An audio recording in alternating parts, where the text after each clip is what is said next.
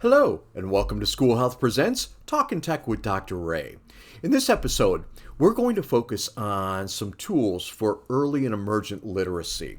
These are tools that are used frequently throughout the context of our academic years and can be used in multiple arenas. We're going to discuss an alternative way of actually using them and presenting them so that we can be as effective as possible as we're there in the classroom. One of the tools we'll be discussing are the trace alphabet and numbers from Silishapes. Why do I like these? I like these because they have a dot that lets you know where to put your finger when to start, and they have an arrow that you can then trace around.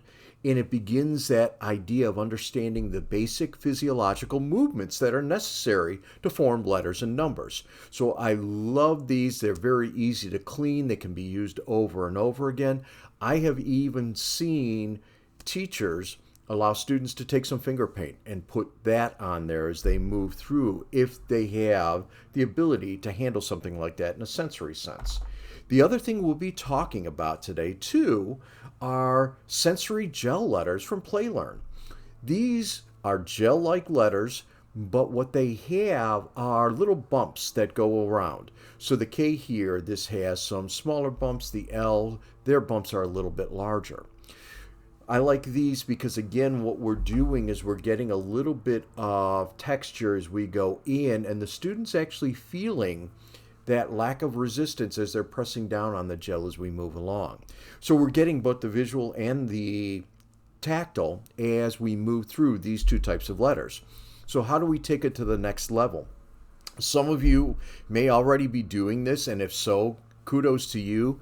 Let's think about taking it to a different aspect of things.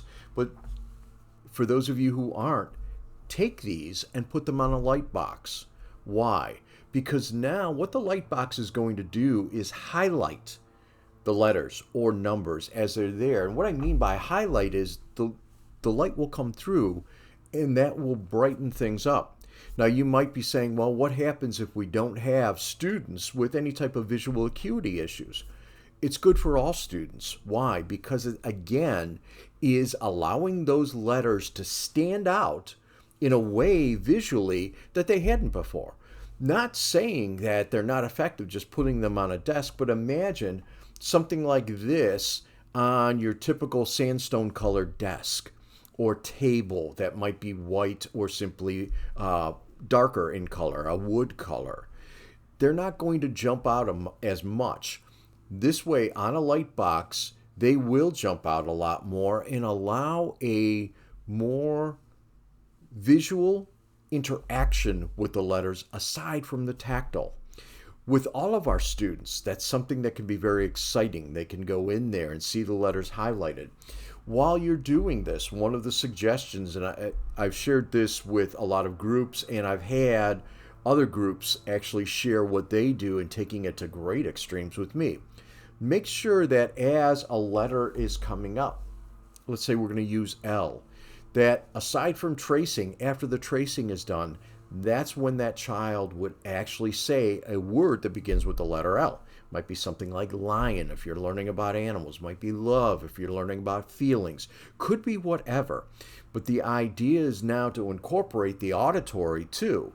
So you've got the visual, the tactile, the auditory going into that emergent literacy as we're going through, and the students are able to get that basic physiological movement for the letters. The next step then would be to take the letters as you're spelling words and actually begin to put them together. So taking a phonics lesson, but now putting it on the lightbox as we're moving around. For basic math, again, use your numbers and have the students begin creating some very simple math equations where they can be processing it through. But again, we're adding a depth. It's not just paper and pencil. It's not just moving things around. I love refrigerator magnets. Those work great, but sometimes because of the plastic nature of them, they're very passive. They're not giving as much tactile feedback. So I want you to consider that as you're going through. Take those trace alphabet or trace numbers, take the sensory gel letters and use them with the lightbox. but keep using them because we need to develop the literacy for all of our students. As always, I thank you for everything that you do, and I look forward to seeing you somewhere down the road.